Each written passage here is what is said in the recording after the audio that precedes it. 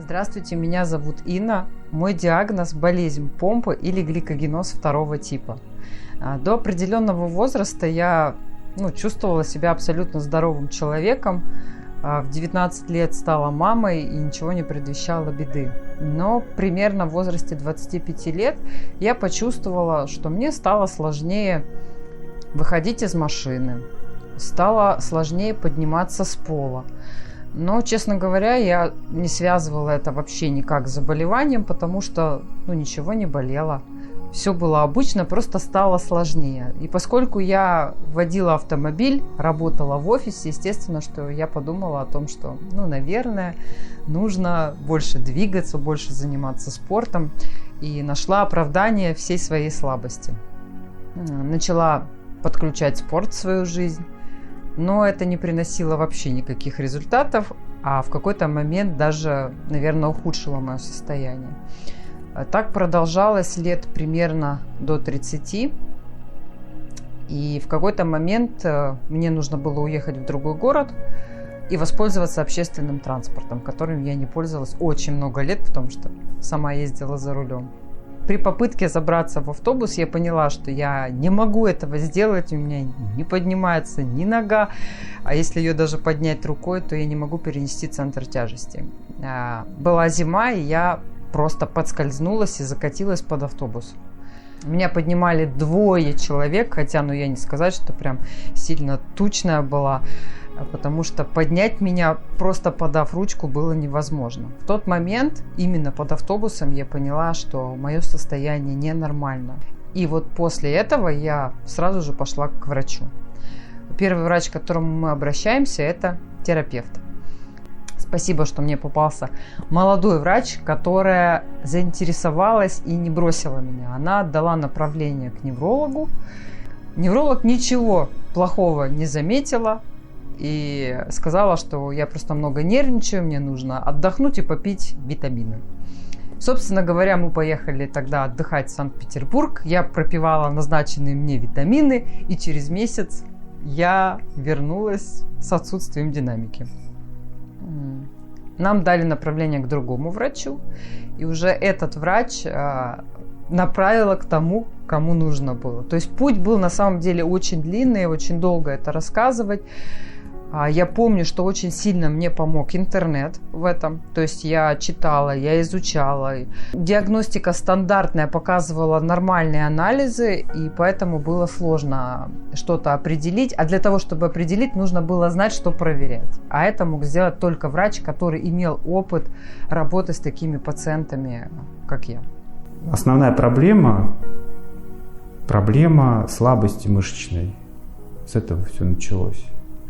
Как помочь человеку, когда он не может встать со стула?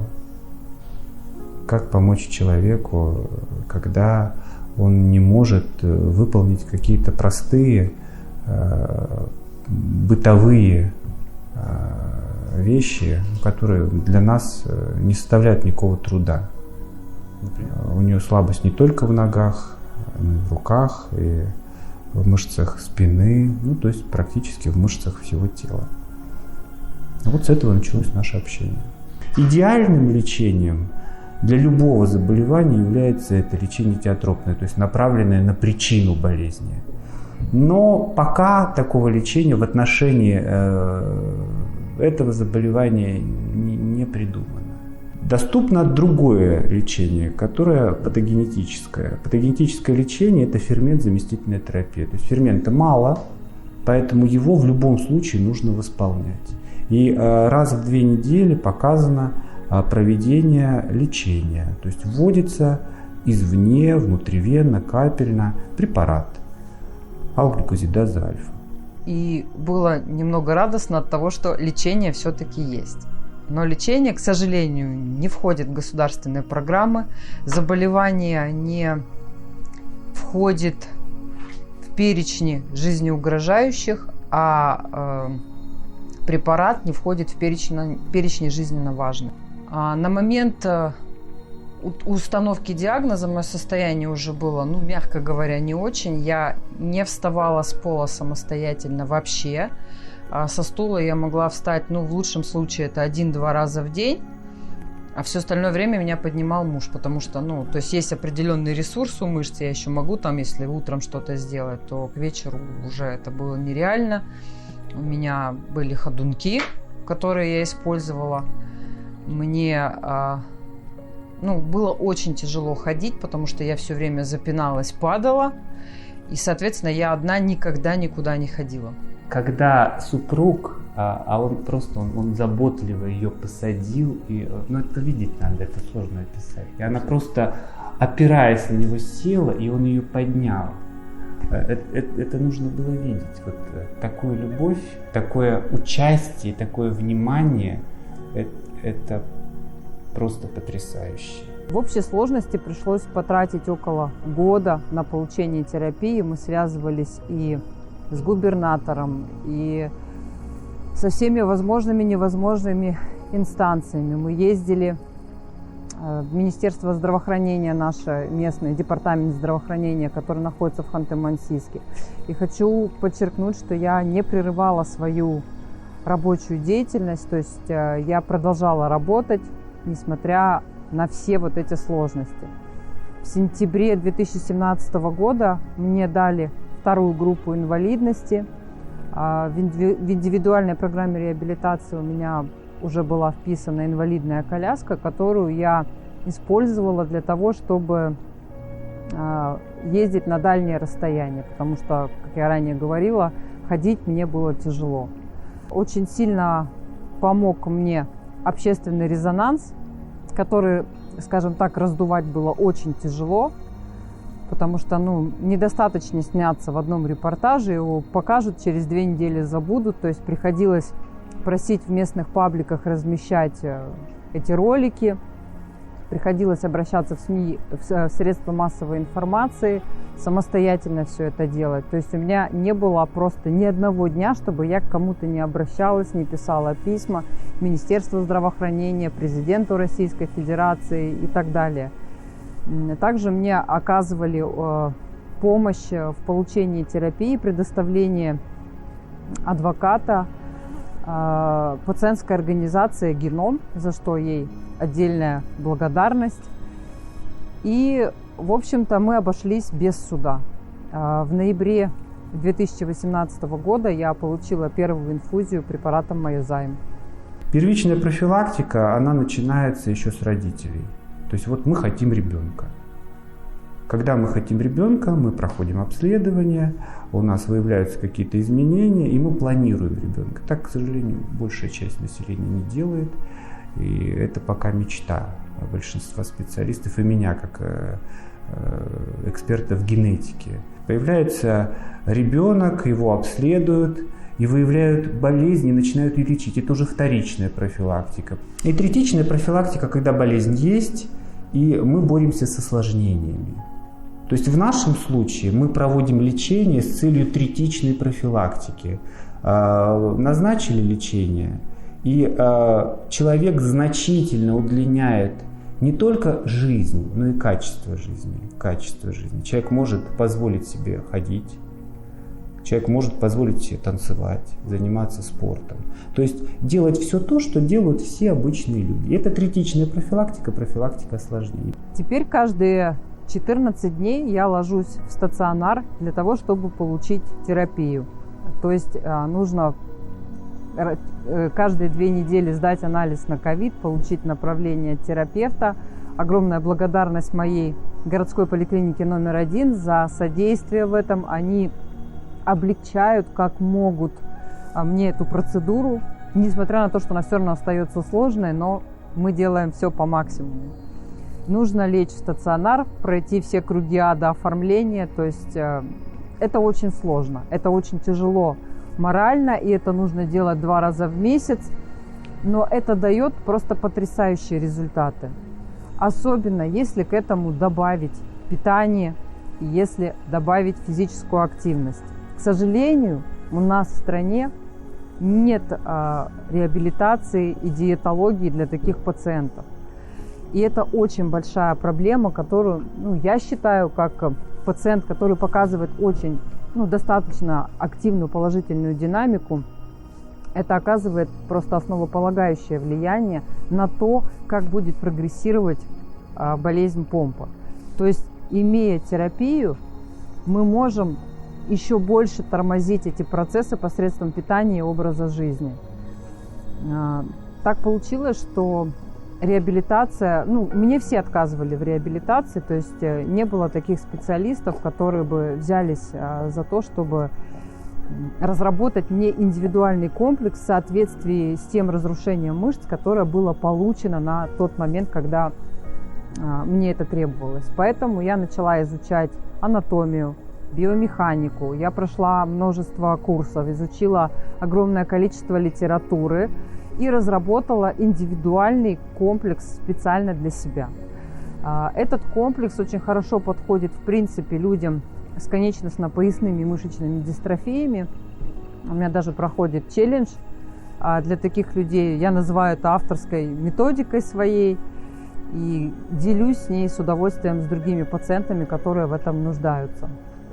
Также я общаюсь активно с иностранными пациентами. Именно они стали моими вдохновителями, потому что когда я увидела парня с ЮАР, который профессионально занимался веломарафонами и катается на серфинге, и даже побеждает здоровых людей, для меня это стало отправной точкой для того, чтобы не бояться тренироваться, чтобы я с ним связалась, он мне рассказал о том, что при нашем диагнозе лучше рекомендовано низкоуглеводное питание и обязательно физическая активность, адекватная, не до легкой усталости, то есть это не спорт, это регулярная, систематическая, но достаточно щадящая гимнастика. И далее я, конечно, попробовала самостоятельно перейти на низкоуглеводное питание и совершила огромную ошибку, разочаровалась в этом. Но через несколько лет я вернулась к этому вопросу, нашла отличного специалиста, который помог мне разобраться с деталями, подобрать оптимальный тип питания, на котором я чувствую себя хорошо, на котором я больше не набираю вес. Все дело в том, что наш организм очень сложный, но все-таки механизм. И очень многие процессы, которые происходят в нашем организме, мы запускаем сами, не ведая того. И любое питание, которое попадает в наш организм, оно вызывает определенные процессы. То есть углеводы в любом случае будут повышать уровень сахара и поднимать уровень инсулина, белки будут являться строительным материалом, а жиры будут встраиваться в мембраны клеток. И какие жиры мы едим, полезные, неполезные, насыщенные, ненасыщенные, мононенасыщенные, полиненасыщенные или трансизомеры жирных кислот, так называемые трансжиры, все это станет составной частью нашего организма. Вот что мы ему дадим, из того наш организм и будет построен. Учитывая особенности обменных процессов, особенности по заболеваниям, мы можем построить рацион питания таким образом, чтобы все негативные эффекты свести к нулю и извлечь все позитивное из рациона на благо нашего организма. Инна допустила ошибку, когда пыталась сама построить свой рацион, и когда ей сказали, что рацион должен быть низкоуглеводным, она просто убрала углеводы, ничем не заменив вот эту энергетическую составляющую, которую можно было просто заменить на полезные, нужные ее организму жиры из той группы, которая может эффективно усваиваться в ее организме и не откладываться на бока, что, собственно, мы и сделали в процессе нашей совместной работы. Сейчас мы наблюдаем положительную динамику и прирост мышечной массы, что редкость, и, не знаю, наверное, не у каждого такого редкого пациента, как Инна, есть прирост мышечной массы. У нас, несмотря на заболевание, существенная прибавка есть за весь период работы, а каждый месяц это 100-200 граммов стабильно. Вообще каждый человек может изменить себя до неузнаваемости. Я всегда говорю, что любой может стать любым. Главное очень сильно этого захотеть. Но у нас всегда есть два вида мотивации. Я называю это морковка спереди, которая тянет нас за собой, и морковка сзади, которая подталкивает нас вперед, несмотря на наше сопротивление. Так вот здесь два этих элемента мотивации присутствовали в одном человеке. Человек понимал, что ничего не менять дальше просто нельзя. То есть вот эта мотивация, которая морковка сзади, сзади, она очень эффективно работает, но на том промежутке, пока она есть. Когда люди перестают чувствовать симптоматику своего заболевания, они расслабляются. Здесь человек невероятной силы воли, силы духа и целеустремленности. Было сказано «пробуем». И человек начал выполнять мои рекомендации вот с точностью вот до каждой точки, до каждой запятой, прописанной в плане питания. Я редко встречаю такую целеустремленность, потому что очень часто клиенты, половину, например, они не хотят, либо не могут. Здесь было все точно по написанному, по рассчитанному, с учетом в программе, в приложении, в котором я рекомендую считать свои калории, не только калории, а еще и белки, жиры, углеводы, подразделять их на какие именно белки, жиры, углеводы мы получаем. Потому что и белки бывают разные, бывают с полноценным аминокислотным профилем, бывают с неполноценным, и нам нужны именно полноценные белки, а не те, которые растительного происхождения, и могут нагружать наши почки, но дополнительно не стать строительным элементом для нашего организма. Вот здесь с глубочайшей дотошностью, с интересом и с любознательностью человек сам погружался в историю своего питания. Она сама его строила, она сама пошла учиться дальше по моему направлению, чему я несказанно рада, потому что чем больше людей, которые могут нести вот дальше вот эту вот тему, что при помощи питания мы можем как убить свой организм, так и сделать его идеально работающим механизмом. Здесь я несказанно рада. Такого вот интереса к делу, не знаю, мне не удавалось встретить за все 8 лет моей работы. И на данный момент Инна — это единственный человек, с которым из моих клиентов я могу разговаривать как нутрициолог, с будущим нутрициологом практически на равных. Терапия и новый образ жизни дали мне многое. Если отмотать время назад, то 4 года назад я не могла вставать с пола от слова совсем. Я пару раз вставала со стула за день, все остальное время меня поднимал муж. В настоящий момент я могу встать с пола. Да, конечно, я использую приемы самопомощи, но я делаю это самостоятельно. Если раньше я не могла самостоятельно подниматься по ступеням, то теперь я это могу делать. Я спокойно дохожу до 3-го этажа, потом мне нужен отдых, чтобы отдышаться, и дальше я опять поднимаюсь. И это тоже огромная победа, потому что моя инвалидная коляска, она стоит уже в гараже. Я очень надеюсь, что она больше мне не пригодится, но будем все-таки оптимистами. Заболевание, конечно, тяжелое, неуклонно прогрессирующее, но я думаю, что у меня получится справиться с ним и давать ему отпор до самой старости. Общее пожелание всем людям быть здоровыми. А если случилось несчастье, нужно бороться за свое здоровье. Вот Инна, она борец. У нее прекрасная семья, и у нее есть в жизни человек, который поддерживает ее в этой борьбе. Многие спрашивают меня о моей личной жизни, многие боятся, что этой личной жизни может не быть. Я со своим нынешним супругом на момент прогрессирования моего заболевания мы просто встречались.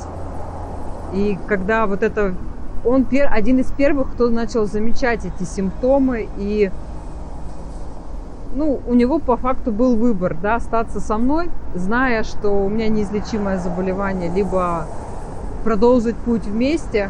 И в декабре 2017 года мы с ним поженились. Он, конечно, оказал просто неоценимую помощь и поддержку. Он везде сопровождал меня на пути к лечению. На тот момент мы, кстати, вместе работали, что очень сильно помогало, потому что я сама не могла ни по ступенькам ходить никак. И он меня просто привозил на работу, сажал, был рядом, потому что вместе работали. И, в общем, это было неоценимо. Сейчас, конечно, мы работаем отдельно. Я сейчас работаю удаленно. А это просто вообще огромная помощь мне, потому что у меня хватает времени и тренироваться, и работать, и питаться так, как мне нужно, и когда мне нужно. Это тоже огромное дело. Но вот эта семья, она меня потрясла в стремлении жить. Жить и жить качественно, в желании жить, просто в любви к самой жизни. Хотелось бы пожелать быть здоровыми и стремиться жить и жить качественно. И для этого есть пути достижения. Но это было в моей жизни, это была я прошла этот путь, и хотела бы пожелать всем людям с редкими заболеваниями, наверное, не ждать какой-то специальной помощи, а пытаться брать все в свои руки. Искать специалистов, которые будут заинтересованы в том, чтобы помочь. Искать специалистов, которые бы разбирались в механизмах диагноза и, исходя из этого, выстраивали тактику поддержания человека. Не замыкайтесь в себе никогда, не стесняйтесь своей болезни. Мне многие спрашивают, я стесняюсь, что я так странно встаю, что у меня такая странная походка. Не нужно этого стесняться, нужно наоборот рассказывать о своем заболевании и подсказывать своим близким, как вам помочь, как оптимизировать вашу жизнь. Не нужно становиться заложником болезни, потому что я всегда говорю, если ты как страус спрячешь от болезни голову в песок, то она обязательно даст пендаля. Поэтому смотрим в глаза болезни, изучаем ее механизмы и сопротивляемся, глядя ей прямо в глаза.